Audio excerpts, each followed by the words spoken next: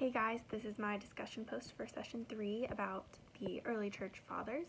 So in just a couple sentences, how I would describe them, I think the lecture actually does a really great job of talking about how they were heroic, but maybe sometimes a little problematic.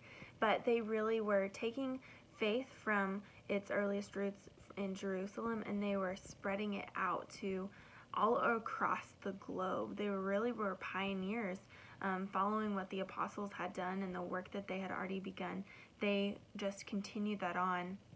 And in regards to the second half of that question about do Christians not really know about them and should we, I think we absolutely should know about them, especially the discussion had in lecture 1 discussing how closely they did work with the apostles and that they were personal friends with John and Paul and all of these things. I had no idea about that until I was reading this lecture, and I was impressed and shocked, honestly. It makes perfect sense. Of course, there had to be early church leaders that immediately followed the apostles, but it's just not something that had ever crossed my brain or even my educational radar. And so I think it's definitely important that we talk about them and we respect them. And the lecture even said, wouldn't it be helpful to learn about these people that were in the Bible from people that actually knew them? Wouldn't we trust their opinion? I think the answer is absolutely yes. And so I think that it is crazy that they are not talked about as much, but they absolutely should be. The next question, why was it so important for these early church leaders to spend so much of their time writing arguments against paganism and false Christian teaching? I think a piece of this has to do with discipleship and the fact that they were the people coming straight off of the apostles and the work that they were doing. And so discipleship and the idea of they are helping people to learn and grow, with Justin, who was teaching people what a worship service should look like and how all of those things should be set in place and giving advice and help on that, and Tertullian, who gave advice on the Trinity and gave more language to help understand it, which Justin wasn't even doing and these other early leaders weren't doing. He had to be the pioneer. These men were the pioneers of these different things. So they needed to get the word out about that.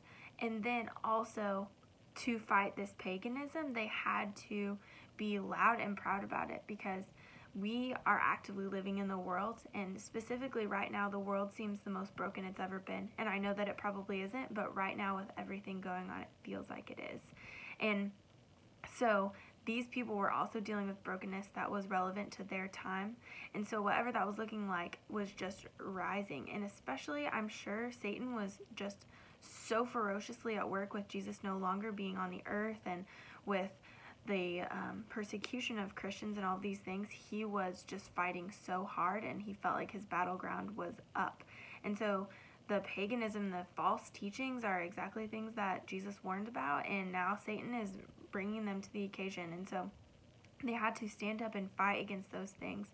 They had to establish a fierce groundwork against them, and they had to establish the fact that you must stand up, because before now there might not have been this false teaching so prevalent, and they needed people to know that it was safe to stand up and fight against it, and also the importance of it.